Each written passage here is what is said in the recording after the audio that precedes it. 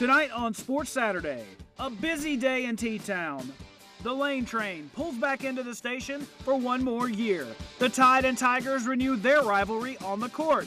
Plus, the Senior Bowl and a parade for the champ. We're going crazy. Hey, Coach, you watch Sports Saturday, right? I've learned way more than I ever thought I would learn. That's right. So put your thinking caps on. It's Sports Saturday, and it starts right now.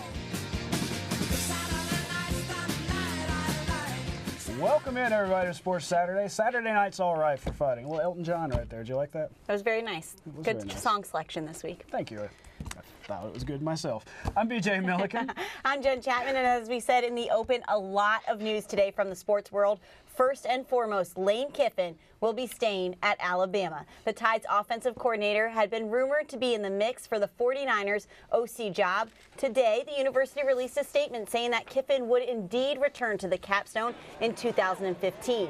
In that statement, Saban said he was pleased with Kiffin's decision and that he'll have more opportunities in the future and he'll continue to work to develop him as a coach. As for Kiffin, he himself praised Saban and said the more time he can spend learning from him, the better coach he'll be. So a lot of people in Crimson very pleased tonight, but would they stay happy when they filed into Coleman Coliseum for a basketball game tonight? Happy when they got there, and now it depends on how they played against Auburn as far as how they felt when they left. The first meeting of the season. Let's head to the floor.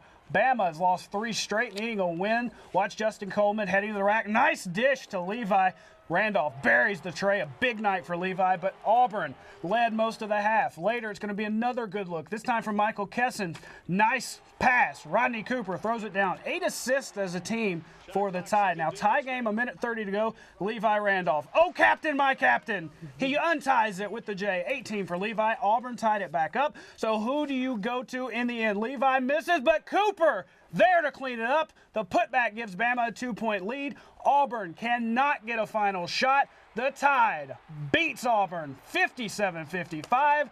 The basketball court is painted crimson. Here's a look at some numbers. Levi Randolph, the captain, huge down the stretch. Rodney Cooper as well. Alabama doing a much better job on the boards in this one. They out-rebounded the Tigers 31-29. Our sports director, Gary Harris, had a front row seat for the game. He's standing by live inside Coleman Coliseum, and that's where we head right now. Gary, what did Coach Grant have to say about this game? Thanks, guys. You know, the Alabama basketball team only scored 2 more points against Auburn than the football team did. But in both cases, it was good enough to win. The football team 55-45. The basketball team tonight 57-55 over the Auburn Tigers. So Alabama gets a sweet victory here at Coleman Coliseum. Now this game had a lot of what you expect in a rivalry. It was intense, hard-fought, chippy, couple of technical fouls against Ricky Tarrant. He got ejected in the basketball game. And following that ejection and some free throws, Auburn had a 9-point lead with less than 10 minutes to go. Alabama had only scored 10 points in the second half up to that point, but it actually seemed to ignite the Tide when Tarrant got ejected. The crowd came alive, and Alabama down the stretch made the plays, including a crucial 4-point play, a made free throw, and then a missed free throw, but Levi Randolph got the rebound, put it back up and in, got fouled, made the free throw, and from that point on, Alabama was in the ball game. Now, late it's tied, and against Arkansas on Thursday night, Alabama lost the game in overtime when nobody blocked out on the backside. Against Auburn, a shot by Randolph was missed, but nobody blocked out Rodney Cooper. He put it back up and in for 2. Alabama had the lead 57-55, as you showed in the highlights. Auburn still had a possession with less than 5 seconds to go, but great defense by the Tide. Auburn throws up really what's a prayer, not even close, and the Tide gets a hard-fought 57-55 win over the arch rival Auburn Tigers. Levi Randolph leading the way, 18 points and 7 rebounds for Alabama. KT Harrell, Auburn's fine senior guard, had 22 points to lead the Tigers. Now, Alabama improves with the victory to 13-6 overall, 3-3 in the SEC. Auburn falls to 10-9, 2-4 in conference play. Alabama head coach Anthony Grant about to meet with reporters right now in just a moment. We're going to have all that post-game reaction for you tomorrow night on Sports Sunday and possibly tonight if we can get a soundbite edited here at Coleman Coliseum and sent back. We might have some before the end of the show. Again, Alabama beats Auburn 57-55. It was not pretty. in terms of how the game was played, but at the end of the day, it's a huge win for Anthony Grant and Alabama. Reporting live from Coleman Coliseum, I'm Gary Harris. Back to the studio. Wow, fantastic report, Gary. Let's talk more about SEC basketball today. That's right. Top-ranked Kentucky took their 18-0 record to Columbia, and the Gamecocks looking good early. Sindarius Thornwell buries that one. Love his name, by the way. The early lead with the tray, but stop me if you've heard this, Jen. Kentucky is really good. Never heard that before, ever. Devin Booker led the way with 18 for the Cats. Kentucky moves on to 19-0 with a 58-43 win. Frank Martin not happy. Here's a look at the SEC scoreboard. Some great games today. Florida's loss against Ole Miss drops the Gators to 10-9.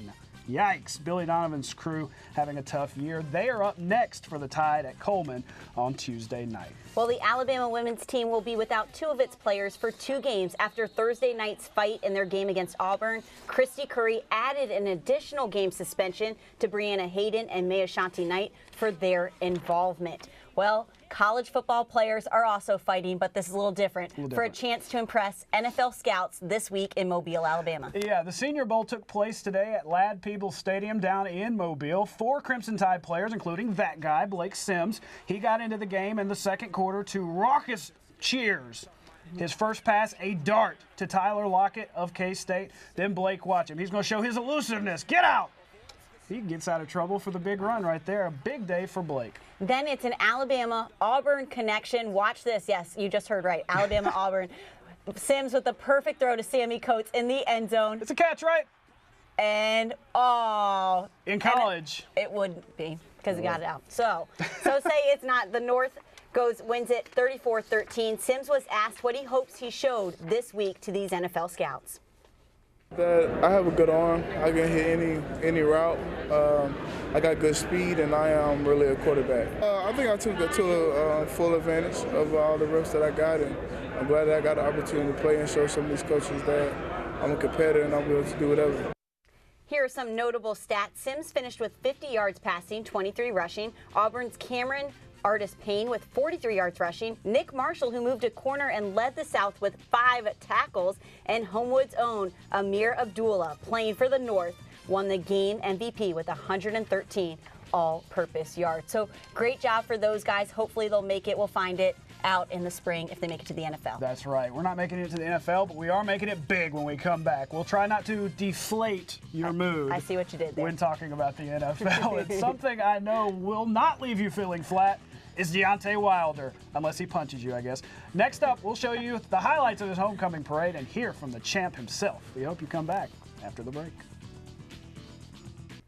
Welcome back. You know, we're used to seeing him in pads, but Alabama cornerback Tony Brown used his leaping skills today in Nashville with the Tide track team. Brown won the 60-meter hurdles race with a time of 7.89. I don't know a lot about track, but that is really fast because it was 7th in Alabama history for that event. And that was his debut. That was his debut, wow. So not a bad debut for that guy. Nick Saban, very glad to have him in the secondary for a couple more years. And we were very glad here in Tuscaloosa today to have the heavyweight champion of the world back in his hometown. He was honored with a parade and a celebration at the Tuscaloosa Amphitheater. Today, besides smiling and waving at the crowd, he had an inspiring message for T-Town's youth, telling them to believe in themselves. Something that clearly isn't a problem for Deontay. He was asked about who he wants to fight next. Tyson Fury. I've been calling him out years and years. You know, I think he's one of the exciting guys over in the UK, and I'm doing my thing here in the US of A. And I think UK versus USA, that would be a great clash between me and him. And boxing definitely is well alive now. Deontay's expected to take a little time off to let his broken hand heal and, of course, make the rounds in public appearances.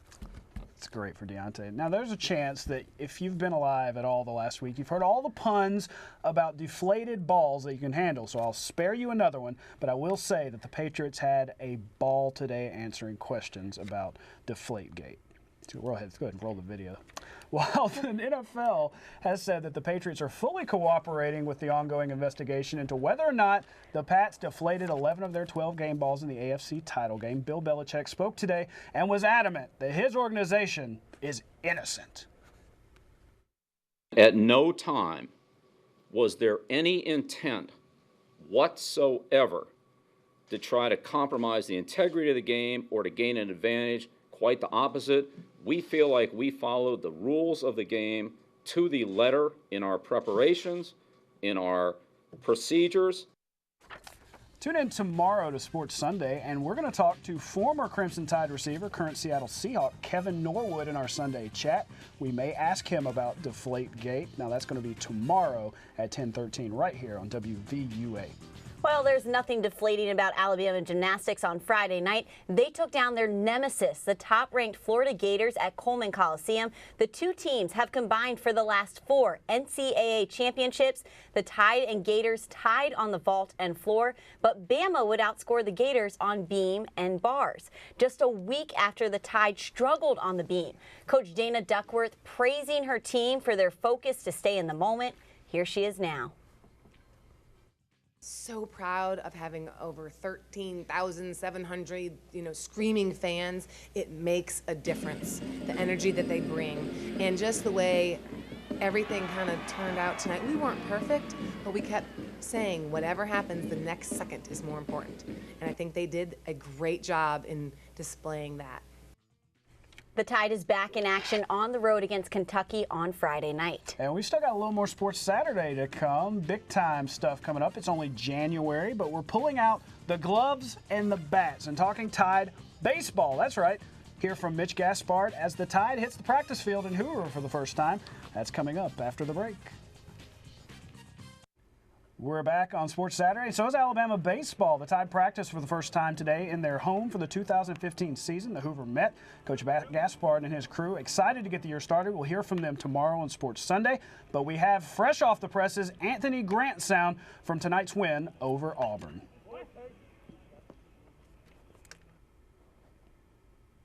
Levi, Coop, really our whole team made plays down the stretch to be able to get it done. A really odd situation there with Ricky being ejected from the game. Obviously, at the beginning of the game, situation with talking, I think, on the court, and then at the end, inadvertent elbow caused him to miss it. I thought our guys really rallied from that point forward, and really happy for Ricky. He was obviously very emotional when that happened, and then after the game, emotional again. And I think his teammates really stepped up in his absence and did a great job tonight. Really gritty win.